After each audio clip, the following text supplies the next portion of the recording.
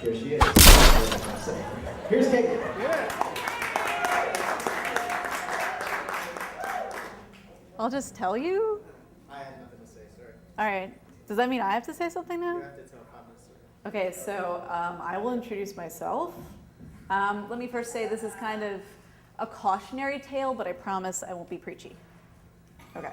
Is that good enough for an intro? Okay.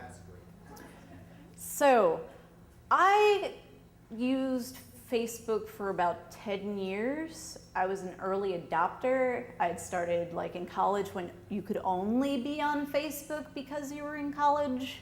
And I was still very elitist about that well into the future when they opened it up to everyone. There was the generation where like kids got on there and I was like, and then there was the generation where parents got on there. I was like, no. But I kept it for a very long time. And if you knew me, you'd probably think that I quit because I hate the advertisements. And that's just horrible the way they like mine and advertise and try to like push babies on you if you're married. Can I just say I have no intention of reproducing and did not appreciate any of that Facebook. Or maybe it's the fact that they have that algorithm that essentially cuts out all of your family if they're of the completely opposite political end of the spectrum from you, so you no longer see their status updates. Also annoying, but not the reason why. Reason why, actually, this goes back to a story at a local coffee house. I was going to meet a longtime friend. This is someone who I've known since we were really weird teenagers together. And like, I'm just really weird. I can't explain myself. You're just gonna have to figure it out. But my friend Mark, some people thought he was weird because he was on, and I hate to have to say this because people are more than what they're profiled to be, but he was on that spectrum, and he was on that genius end of the spectrum. And so he was, a little off in his humor, but I found him hilarious, and he was overly serious. And I take myself much too seriously. So we got along swimmingly, and we were very close for many, many years, all throughout college, and we were both college material. We got out of there, and we went on to want to do academic things. So he was applying to PhDs, and he wanted to sit with me and have me go over and just put my English major eye on it because he's the biology major, and he just wanted to really get into a good program, which who doesn't? So we decided to meet at this local coffee house, and we get there. It's crowded. It's really crowded, as it will be in the middle of the day with like the worker people with their laptops. And so I survey the crowd, and I'm like, oh, I know one of those worker people on the laptops. I'm like, that's an acquaintance of mine, a Facebook friend. And we know each other socially, but we don't really hang out or anything. And he's sitting there laptoping away, and he's got his headphones on. And I'm like, oh, I'm not gonna be that person who like is like, hey, it's good to see you. So I didn't bother him. I just went and sat at the adjoining table, which was the only one that was open, with my friend.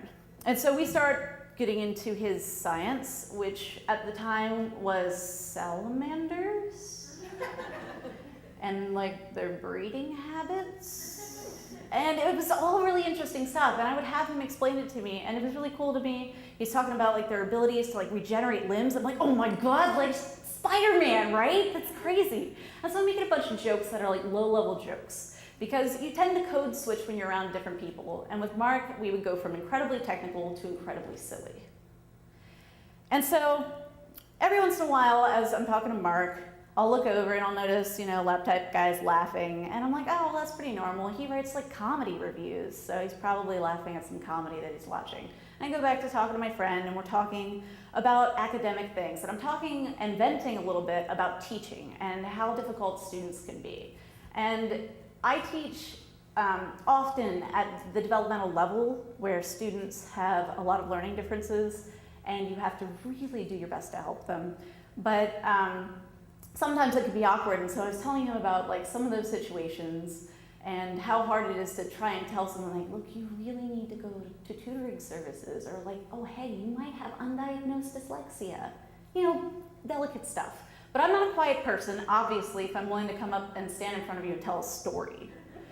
So I'm very animated and very loud and telling him stories, and I get this text from my husband in the middle of my conversation with my friend.